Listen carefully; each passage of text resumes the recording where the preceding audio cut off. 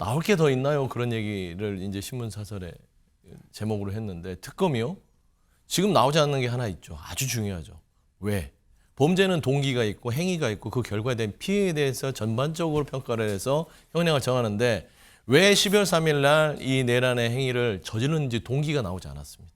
그렇죠? 가장 중요한 동기가 이번 특검을 통해서 나올 거기 때문에 성실하게 조사에 임하셔라.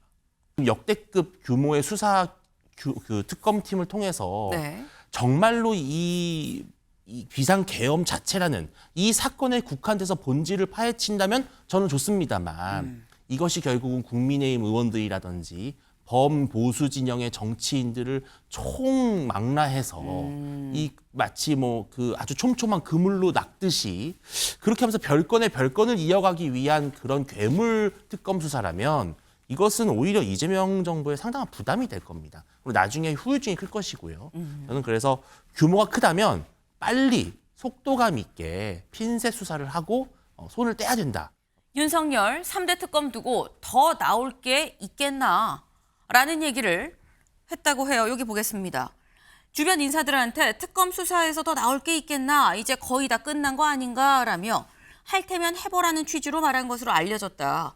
윤 전 대통령은 또 이번 특검은 진보 진영 인사들이나 민변 쪽에 일자리를 주려고 한 것 같다라고 언급을 했다라고 합니다. 서영주 대변인님. 네. 진보 진영 인사들한테 일자리 주려고 한 거 아니겠느냐, 뭐 더 나올 게 있겠느냐라고 얘기를 했어요. 그러니까 지금 아까 기자에 대한 태도, 그다음에 특검에 대한 태도를 윤석열 전 대통령 보면 이게 아직도 정신을 못 차렸다.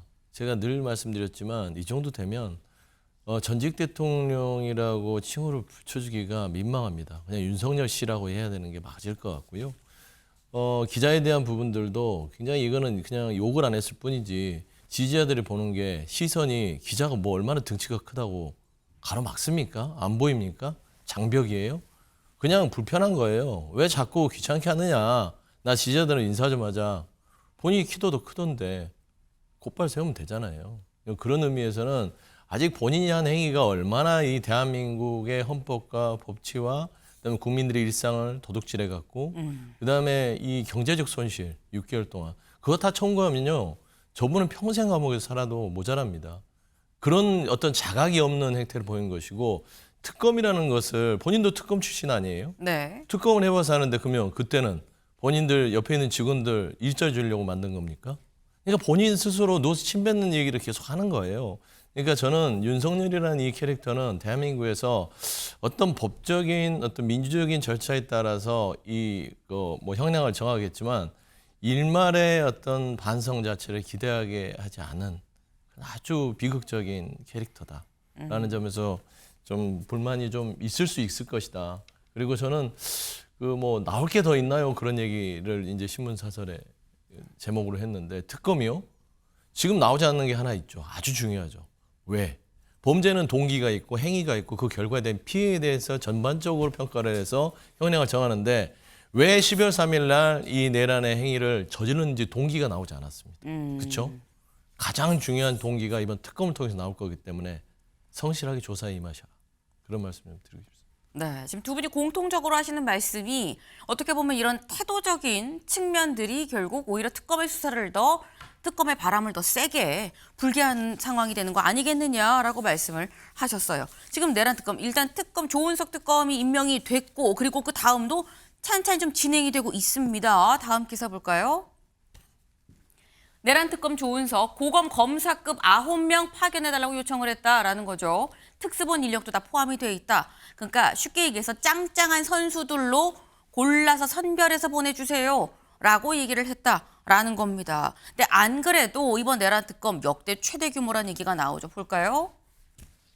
이번에 일단 특검, 조은석 특검 있고요. 특검보 6명을 임명을 할 수 있습니다. 그리고 파견 검사가 60명이고요. 여기에 추가로 붙는 파견 공무원 100명, 특별 수사관이 100명. 이렇게 되면 대략 267명 규모예요. 그럼 역대 특검 중 최대 규모다라는 건데 윤주진 위원님. 예. 역대 특검 중에 최대 규모인데 윤석열 전 대통령 얘기처럼 다 끝난 거 아니야. 뭐 더 나올 게 있겠어. 더 안 나오면 오히려 약간 특검 자체가 비판받아야 되는 상황 아닙니까? 이렇게 최대 규모인데. 그러니까 윤 대통령의 입장대로 더 나올 게 있냐라고 했을 때 네. 만약에 나올 게 없다면은 어쩌면 진짜 이 특검이 무리한 정치적인 무리수였다. 그런 역풍이 불 수 있죠. 예, 비판을 받을 수 있는데요. 네. 근데 저는 실제로도 저는 내란 특검을 하는 것까지는 뭐 좋다고 볼 수 있겠습니다만 네. 한 번쯤은 또 털고 가야 될 문제겠죠. 뭐 이재명 정부가 탄생한 이상해야. 그러나 이것이 지금까지 나온 여러 가지 검찰 수사, 공수처 수사, 또 헌법재판소 재판을 과정에서 실은 이 사건의 본질은 어느 정도는 전부 규명이 전 됐다고 봅니다. 물론 우리 서 부대변인 말씀하신 것처럼 동기의 부분도 있겠습니다만 사실 그 동기라고 하는 것은 결국은 계엄을 선포한 선포권자인 대통령에 대한 면밀한 수사를 통해서 밝혀지는 것이고 이 동기의 부분은 사실 마음속에 있는 문제이기 때문에 이것까지를 뭐 어떤 진실 규명을 한다는 것은 어떤 보면 사법의 영역이 아닐 수도 있는 겁니다. 그런데 저는 이것이 뭐 지금 역대급 규모의 수사 그 특검팀을 통해서 네. 정말로 이 비상 계엄 자체라는 이 사건에 국한돼서 본질을 파헤친다면 저는 좋습니다만 이것이 결국은 국민의힘 의원들이라든지 범보수 진영의 정치인들을 총망라해서 이 마치 뭐 그 아주 촘촘한 그물로 낚듯이 그렇게 하면서 별건을 이어가기 위한 그런 괴물 특검 수사라면 이것은 오히려 이재명 정부에 상당한 부담이 될 겁니다. 그리고 나중에 후유증이 클 것이고요. 저는 그래서 규모가 크다면 빨리 속도감 있게 핀셋 수사를 하고 손을 떼야 된다.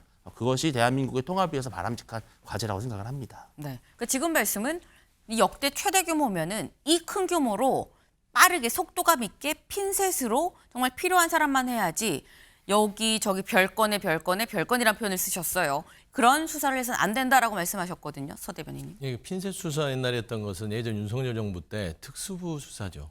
입맛에 맞게 이 사람만 넣고 이 사람만 봐주고 그렇게 해서는 안 됩니다. 내란이라는 거는 아주 촘촘한 어떤 채처럼 한 명도 빠져나가지 못하게끔 내란에 동조했거나 비호했던 사람은 거기에 대한 책임을 물어야 돼요. 다 감옥을 보낸다는 게 아니라 최소한 이 사람은 내란에 대해서 비호하고 협조했다는 거는 밝히는 것만으로도 수사의 성과라고 봅니다. 그래야만 그가 만에 하나 정치권에서 국민들을 겉으로는 속이면서 뒤에서는 내란에 동조했다. 그럼 평가를 받아야 되잖아요. 저는 그런 부분에 있어서도 특검을 해야 되고 저는 국민의힘 쪽에서 자꾸 얘기하는 정치보복 프레임 창피한 줄 알아야 돼요. 우리가 보통 그렇잖아요. 청소를 하는 것은 먼지에 대한 보복이 아닙니다. 청소를 하는 거예요. 그러면은 어떤 도둑을 잡는 건 도둑에 대한 보복이 아닙니다. 그 행위에 대해서 청산해줘야 그런 기준이 세워져서 다시는 그런 일이 반복되지 않도록 하는 거기 때문에 저는 이 부분을 가지고 이게 뭐 별건 수사다 확대한다 우리 정치권을 흔들려고 한다 아닙니다. 국민의힘 내부에서 이번에 내란 특검을 통해서 다시 자정하는 기준을 삼아야 된다. 그래서 저는 이 새로운 출발을 위한 특검으로 받아들이는 게 훨씬 더 현명하다 그런 말씀을 드립니다. 네.